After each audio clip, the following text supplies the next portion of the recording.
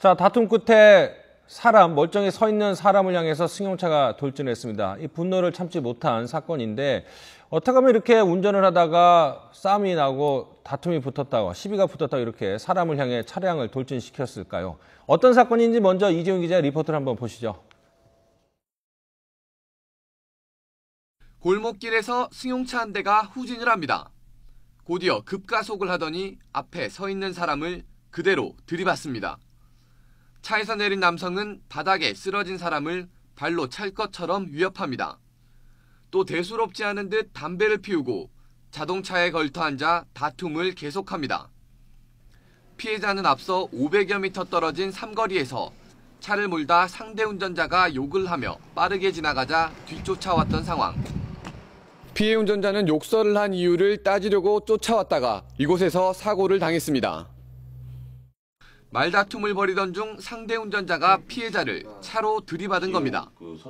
갑자기 후진을 하더니 저한테 돌진을 해서 오더라고요. 그래서 이제 저는 이제 차에 받치고 제가 이제 넘어진 상태에서 차에서 그분이 내리시더니 저를 이제 전화를 하는 모습을 보고 발로 차신 거예요. 이 사고로 피해자는 왼쪽 무릎 인대를 다쳐 전치 6주의 부상을 입었습니다. 근데 이건 실수가 아니라 일부러 일으킨 사고로 보여집니다. 자동차로 사람을 갖다 밀어버린다는 것은 그것은 매우 위험하지요. 다시는 이런 일이 벌어져서는 안 된다는 측면에서 일벌백계를 위해서 경찰은 차량 블랙박스 등을 바탕으로 수사를 진행하고 있습니다. 3단봉, 가스총으로 위협하는 것도 모자라 홧김에 사람을 치는 사건까지 도로 위 다툼이 도를 넘어서고 있습니다. YTN 이윤재입니다. 자, 상당히 잔인한 장면인데 송 변호사님, 저런 경우에는 어떤 혐의를 적용할 수 있을까요? 물론 저 사건 전에 뭐 욕설을 하고 위험운전하고 하는 것도 다 이제 범죄가 성립되기 때문에 처벌받겠지만 지금 저 영상만 본다면은 굉장히 무거운 처벌을 받을 수밖에 없습니다. 왜냐하면 지금 폭처법이라는 그 법이 폭력행위 등 처벌에 관한 법률이 있는데요. 거기에 위험한 물건을 휴대해서 상해를 가했을 경우에는 3년 이상의 유기징역이거든요. 그런데 자동차가 현행 판례에 따르면 자동차도 위험한 물건에 해당하고 자동차를 운전하는 것도 자동차를 휴대하여에 해당된다고 보기 때문에 지금 현재로서는 지금 가해자가 3년 이상의 유기징역 플러스 또 다른 형벌까지 추가로 받을 수 있기 때문에 글쎄요.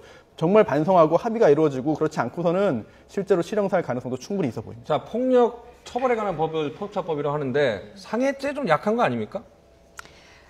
근데 뭐 3년 이상이라고 해서 애초에 벌금형 자체가 없고요. 시작부터 3년으로 하기 때문에 정말 피해자의 합의나 깊은 반성 이런 참작 사유가 없는 이상은 3년 이상부터 시작하기 때문에 3년 이하랑은 달리 3년 이상이기 그럼요. 때문에 3년 이상이기 때문에 상한은 35년이죠. 더군다나 이런 경우에 보통 이제 그 시청자분들께서 살인의 고의 있는 거 아니냐, 살인 미수 아니냐 이렇게 생각하시는데, 그렇죠. 그런 생각 많이 하시는데 경우에 따라서는 살인의 고의가 증명될 수 있겠지만 저 정도 속도라면은 저런 행위라면은 살인고의 인정까지는 굉장히 어렵지 않나 생각이 됩니다. 객관적으로 볼 때.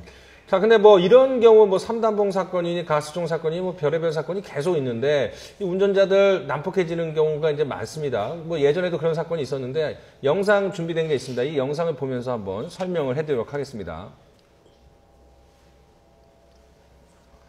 자, 이제 동부간선 도로를 달리던 승용차 도로에서 이제 달리던 차량과 시비가 붙었는데 이 뒷차에 있던 운전자가 내려갖고 앞차로 갔는데 그냥 후진을 해갖고 또 들이받았습니다. 그러니까 예전에는 그냥 욕만 주고받거나 정말 화 못 참으면 차량끼리 접촉을 하는 경우도 있는데 이제는 사람 목숨이나 다치게 하는 것도 별로 이제 대수롭지 않게 그렇게 여기는 경우가 많은 것 같습니다. 그러니까 아까 영상 속의 변호사님께서 이런 경우는 일벌백계해야 된다는 말씀을 하셨는데요. 정말 우리 앵커님 말씀하신 대로 옛날에는 제가 생각하기에도 도로 위에서 뭐 분쟁은 많이 있지만 서로 창문 내리고 욕하고 좀 따라가다가 많은 그런 정도였거든요. 근데 내려서 트렁크를 열어서 뭐 야구방망이를 꺼내서 때린다든지 저렇게 차를 직접 사람 몸에다가 위협 돌진을 한다든지 하는 거는 진짜 실형을 내려야 합니다. 다시는 저렇게 잘못 실수로 뭔가를 휴대해서 했을 때는 저것이 사람의 정말 사망에 이르게 할 수 있는 중대한 범죄라는 거를 빨리 인식하게 할 필요가 있어. 그러니까 보통은 저런 그 가해 차량 운전자가 피해자한테 사과를 하고 합의를 하고 이러면 정상 참작이 좀 되는 경우가 있었죠, 예전에는. 그렇죠. 사실 그런 거는 지금도 있죠, 사실은. 지금도? 예, 지금도 합의하고 뭐 사과하고 그러면은 그 성장에 있어서는 참작이 되는데 또 하나 좀 위험한 운전을 했을 경우에 예전에 그 고속도로에서 실제 사망 사건까지 발생했거든요. 그래서 위험운전 치사상 죄가 성립되기 때문에 예전보다는 형량이 굉장히 높아졌습니다. 절대 해서는 안 될 행동이겠죠. 그러니까 저는 저게 이제 왜 그러느냐, 우리 사회가 말이죠. 우리 사회가 이른바 그 분노하는 사회로 치닫고 있다. 지금 뭐 이렇게 평가를 하고 있지 않습니까? 그럼 그 이유를 왜 그런 걸 한번 우리가 좀 분석을 해볼 필요가 있습니다. 지금 이제 3단번 뭐 저런 자동차 운전하는 과정 중에서 뿐만이 아니고 최근에는 뭐 주차하는 과정 중에 좀 자리가 틀렸다라고 하니까 뒤에 있던 그 야구 방망이를 갖고 나와서 그 상해를 했죠. 왜냐하면 이 사람이 야구 방망이를 늘 준비했던 것은 아니고 야구 이제 동호회 회원이었는데 야구 방망이를 했고 또 지난주에는 그 지방에 있는 그 사찰 옆에 개가 이제 짖는데 개가 좀 시끄럽다라고 해서 개를 갖다가 그야말로 아주 그 개패듯이 팼죠. 그래서 이제 그 뭐 여러 가지 이제 그 동물 보호 협회라든가 뭐 상당히 그 비난을 하고 뭐 형사법에도 의뢰를 했는데요.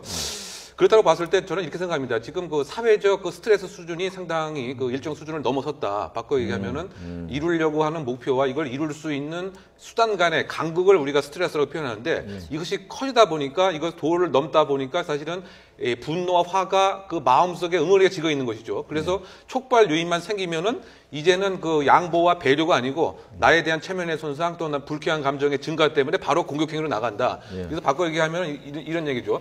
요즘에 그 즐거운 일이 계속 그 있으면 괜찮은데 이것을 순치할 수 있는 순화 기능도 없고 왜냐하면 뭐 이혼 가족도 증가하고 가족도 깨어지고 이러다 보니까 과거 같으면은 희석하고 순화할 수 있는 이와 같은 창구가 있었는데 그 창구가 없다라고 하는 이런 점들 또 그 목전에 불쾌한 일들이